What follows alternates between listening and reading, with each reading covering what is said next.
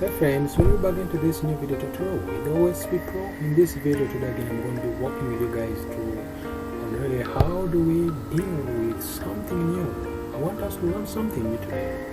If you remember previous on MySQL video where we just let's tap into maybe I stopped we discovered how to create an ally, and I showed you different ways how to break an ally in the previous video. Now in this video today I'm going to be working with you guys to see how things done, how do you do things, how do you break things, what do you need to know now next here. We need now to learn how do you pick element by row. Okay, now picking element by row and using something called where and using something called and or something like that. So there's something in programming called operators, and now we're going to be understanding how to pick the elements by row. Okay,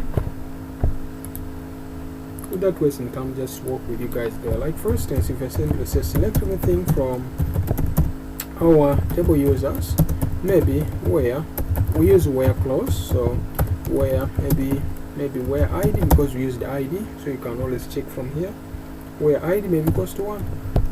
So this where clause simply enables us to pick element by row, whereby using where ID equals to blah blah. If you don't also want to use that, you can still simply say select everything from users where maybe where f name equals to, now they give in quotes, either double quotes or quotes, where f name equals to maybe OSP. You get? So here definitely the program is going to look through where we have someone called OSP, so it's going to be circle that kind of scenario. Though I don't like you guys to use one on us, someone's name, things like that to pick for you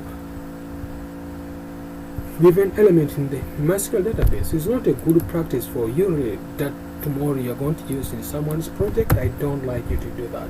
Otherwise, it also happen to on time of updating or deleting, because if you use where and you're specifying to a given person, then it's going to bring a problem. That implies you'll never come up with a system like this where the system only triggers or only picks up a given individual. You get? Like for instance here in this system, if you check here, I want only this person with the ID number 15. Okay, so or number 16. When I come back here and I just click here, is what I should get here up. See, so if I do that, you see, I pick only that person and use only personal details, and then that implies I can print only that given details. That implies in simple term, if you use where and don't try to use the right where, you're going to make the where request to be a wrong statement for you who's programming and using where statement and using someone's name as the method to select information from the system, which is not a good process. If you also don't want to use that, you can also use limitation. Like for instance, maybe select everything from users where maybe ID, or maybe where f name equals to, like maybe you say OSP group, but I say it's not a good practice. Then you say limit.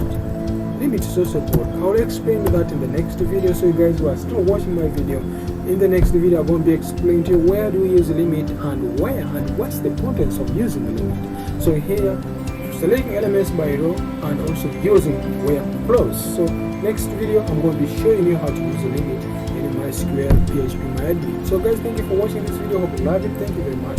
Stay safe. Thank you.